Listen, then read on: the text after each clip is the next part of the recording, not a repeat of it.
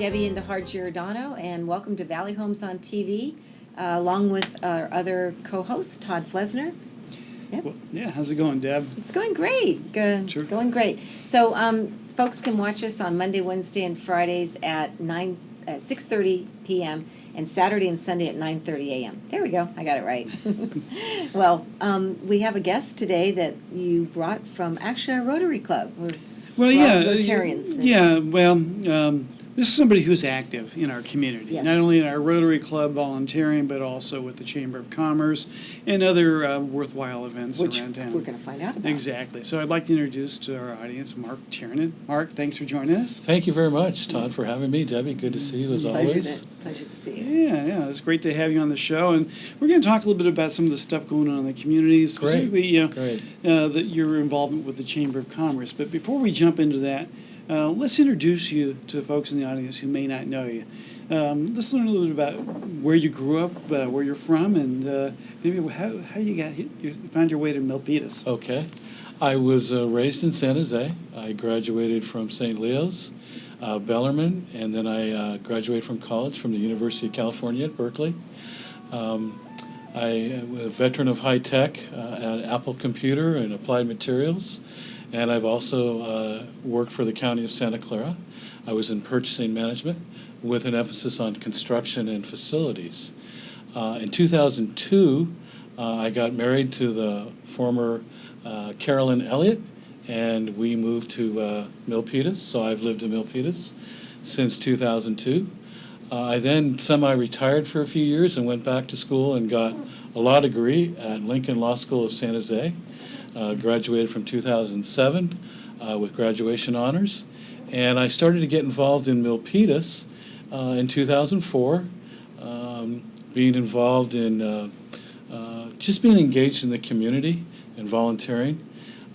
And then in 2007, I joined the Milpitas Rotary Club and was later able to serve as president for 2 years.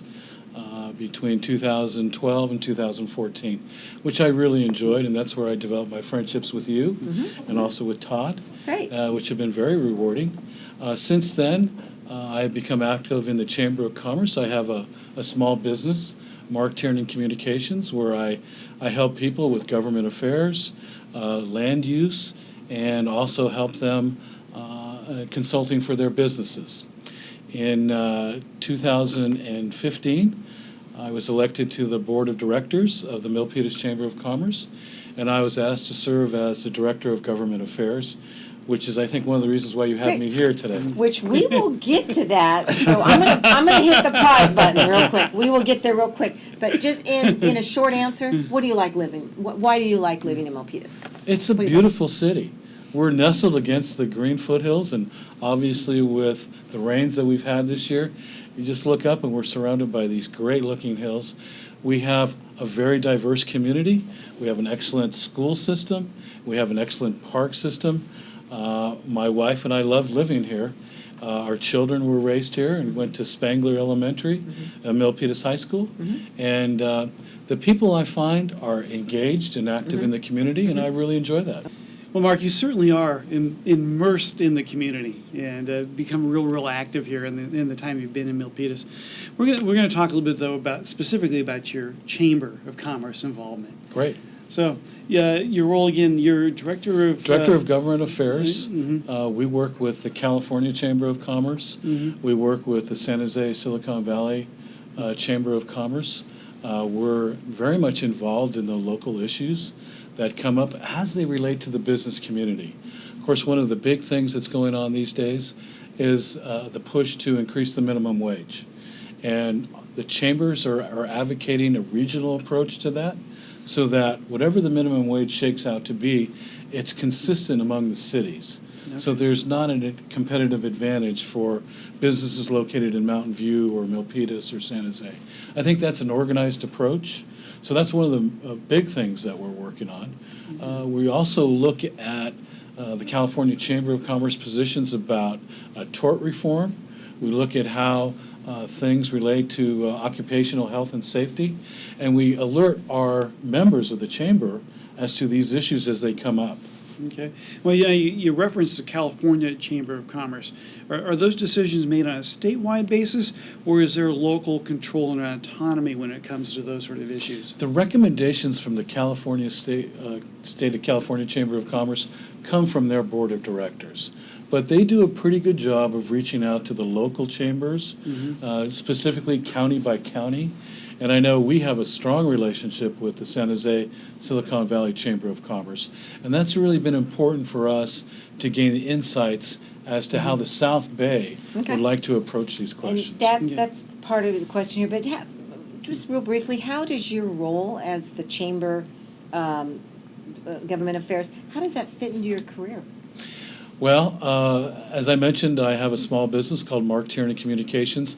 I advise my clients on issues that come before them, a lot of them having to do with government, a lot of them having to do with development and land use issues, and a lot of them having to come with recommendations or ordinances that are passed by the local city councils. Okay. A lot of these things have an impact on business. Right. And as an advocate for small businesses, Cisco does not need, a chamber of commerce. But the local Casa Azteca restaurant, they need a chamber of commerce to represent their views, at city council as well as at the state level. Okay, good. So it's a voice for the local businessman. Absolutely. Good. Absolutely. Now, you mentioned the minimum wage. Are there other issues that really you're working on here locally with the chamber? Well, one of the big issues locally, as Debbie well knows, is the fact that we are now in the midst of a contractual bid renegotiation with our waste disposal company, Republic Services. The outcome of that could have a potential huge impact on the businesses here in Milpitas. Republic Services has been our supplier for, I believe, over 20 years and has been very active in the community and has really been a good partner with community organizations as well as the community. The city staff has decided to take that out for a competitive bid. They've hired a consultant that seems to be pretty expensive, but there seems to be an organized approach as to how they want to handle this. But the city of Milpitas, the residents and the businesses enjoy the second lowest waste and disposal cost in the county of Santa Clara right now. And that has had a huge impact on our businesses here. Okay. Well, Mark, maybe you can tell us a little bit about local involvement for business owners. How do they get involved with the chamber? What are some of the things that the chamber helps in terms of that engagement? We have a real good team at the Chamber of Commerce under our president, Liz Ainsworth. Liz has done a tremendous job revitalizing the chamber and has really instituted outreach programs to the local business community.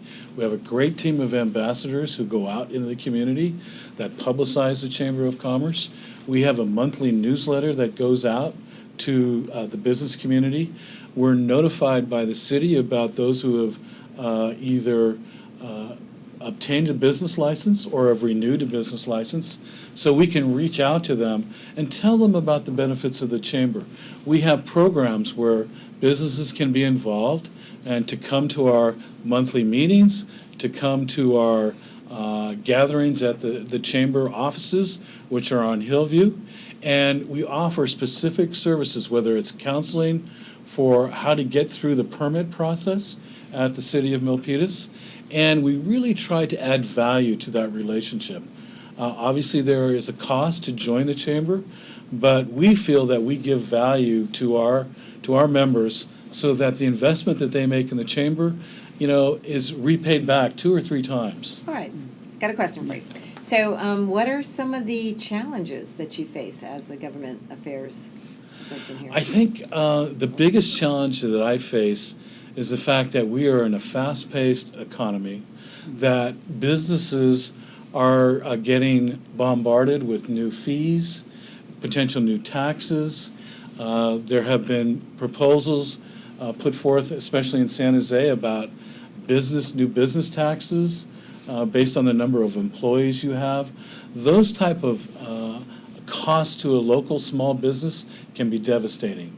So our challenge is to identify those issues and to educate our members so that they're aware of what's going on, so that we can then do the proper outreach to the local government authorities, so we can tell the story of the small businesses in Milpitas so that we make it a business-friendly environment. Okay. Well, one of the other things the Chamber does is it helps to bring the community together. What are some of the events and things? I think you guys just had a recent event I saw here, the crab We just feed. had a tremendous crab feed over at Napperdack Hall. Uh-huh. The Chamber, I believe, grossed over $12,000. It's one of our main fundraisers. I believe there's over 250 people who attended. Had a great crab feed. We also had a silent auction there, and there was some entertainment. It was a really great community event. But one of the big ones that we're really looking forward to is, I believe it's the 3rd annual International Barbecue Festival that we have that's a great event. that we have coming up on the weekend after Memorial Day. I believe that's May 21st and 22nd. And I participated in that for the last several years. Rotary always participates in that. And we get the local business community involved. And it's really another event where the people of Milpitas can come together and really celebrate what's Milpitas about. Milpitas is a very welcoming city. It's very business friendly. I've heard from my business friends how the fees and application fees are some of the lowest in the Bay Area. The processing time through the city is really much better than a lot of cities. And it's really important to bring those people together. So let's look at the crystal ball. What's the future for the Chamber? You have Liz Ainsworth, she's the president and acting CEO and whatever. So have they thought about their future plans? We really have. And I think Liz has done a tremendous job in focusing on increasing the membership retention, which is in a nonprofit organization is huge. You want to keep the members that you have. We've also done a really good job, I believe, of fundraising through the crab feed and the International Barbecue event. As you can remember, a few years ago, the Chamber was on very shaky ground financially. And through Liz's leadership, we have managed to solidify our financial situation. We have increased membership, and we have retained the members that have been members of the Chamber for years. So the future looks bright for the Chamber. I believe there's a lot of us who are working on promoting businesses in Milpitas and being an advocate for the local small business people. Good. Well, how about personally? What are some of the things that you're looking forward to? I'm looking forward to my grandson's Little League season right now. That's right. You are a baseball player. In college, yes. I played a little at Bellarmine and in college. And I'm really looking forward to my grandsons playing. They're also very active in soccer. But personally and professionally, I really like the fact that I have choices to make. I was pretty successful in my high-tech career, and now I'm able to pick and choose the projects that I'm active in, and I really have a sense of representing my clients and making sure that their contributions to the community are well received and that they are active and engaged in the community. Right. So from a personal level, I get a lot of satisfaction out of that. Well, Mark, I want to be the first one to thank you for coming today, spending the time, but also thank you for the service you give to our community. I really appreciate that. If I could add one thing, I've recently been installed as the president of the Milpitas Historical Society. Oh, yeah, we didn't get to, we missed that one. And that has been a labor of love. I was a history major at Cal, and a lot of our nonprofit organizations have a specific agenda. The Chamber representing businesses, Rotary with international service and local service projects. But the Historical Society is about Milpitas. It's about those of us who love living in Milpitas, who want to share the history of Milpitas, and who want to bring others into that so they can appreciate where we live. Well, it sounds like another TV show for us. It's always a pleasure. It's always a pleasure. Thanks for coming and spending some time with us, Mark. Thank you very much, Todd. I appreciate it, Debbie. It's been a real pleasure. Thank you very much. Always.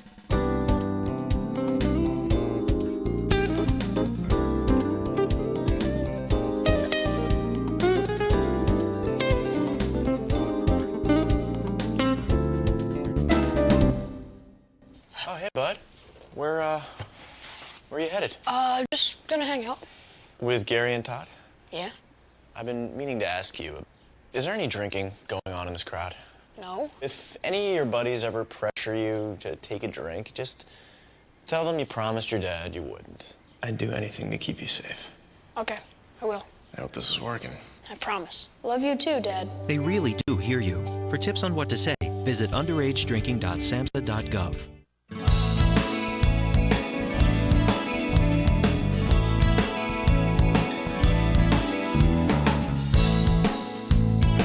Here we go. Welcome back, everyone, to Valley Homes on TV. Todd Flesner here along with Debbie and Giordano. Yes, hello. Hi, and we're going to do a little quick wrap-up here on what's happening in the real estate Well, world. I've got some multiple listing numbers, but before I do Yeah. that, maybe a minute with folks, where we are with interest rates and maybe the general outlook right now. Yeah, interest rates continue to be just above their historic lows. So we've been in a prolonged low interest rate environment. Federal Reserve continues to take a look at the broader economy. And really internationally, what's happening in terms of tug of war. Recently, both Asia and Europe have taken some steps with their monetary policy to cut interest rates, out of a protection against deflationary pressures that we're seeing abroad. And so we're going to keep a close eye on that. Our Federal Reserve recently increased interest rates. And right now, Where are we at? About 3.75? Is that what I saw yeah, we're today? in the high threes, 3.75 for a conforming loan. Also, we've got jumbo interest rates in the high threes as well. So, I mean, those historically are very, very good Very interest low. rates. And you said that you were doing a lot of pre-approvals with buyers, so there's just a plethora of buyers out there looking. And I would counter that, or know that too, because I had 85 families through my open house this past weekend. Yeah, so I think that there's still a lot of demand from folks who, the people are feeling some of the squeeze. I know from rents. I have a lot of people who come in who are renting, who want to look at what does it take to get into a home because their rents are going up, and they're looking at the economic Good, benefits and of of course homeownership. you can do the advising on that. Absolutely. So let me tell you where we're at. Let's look at February 2015 statistics. Single-family homes in Milpitas, the average price was $799,000 and the median price was $767,000. And we've jumped almost up $100,000. So February 2016, we have $864,000 for an average price and $863,000 for a median price. And I would agree with that. In fact, what I think we'll be seeing in the next couple months is even an uptick even from that, which is astounding. But Well, and you're probably seeing the multiple offers. still the multiple offers, And yeah. that's what my clients are experiencing as well. Right, okay, and condo townhome continues to rise. February 2015, average price $672,000, median price $633,000. And oh boy, was I wrong about that. February 2016, average price $606,000, median price $592,000. Interesting. So, and again, they kind of shift and go up and down a little bit, but what I'm seeing is the single-family detached homes are really taking a stride forward, and the condominium market may be just flattening out just a little bit. Of a plateau. Yeah. Well, we'd seen a real increase in the last year or two in that condo market, We did, right? we did. And so we probably are hitting a plateau, you think, with prices? We might be, yeah. Okay. And we'll have to watch that and see where we go in that in the next couple months, so we'll Okay. let folks know. Anyway, thank you again for watching Valley Homes on TV. Todd, quickly, your contact information? Cell phone, 408-921-0669. That's a great way to get a hold of me, and Deb. And email address, if you want to have a question on the show, or actually, would you like to be a guest on our show? You can email me at giordanodj@aol.com. Thank you very much for watching Valley Homes on TV. We'll see you next time.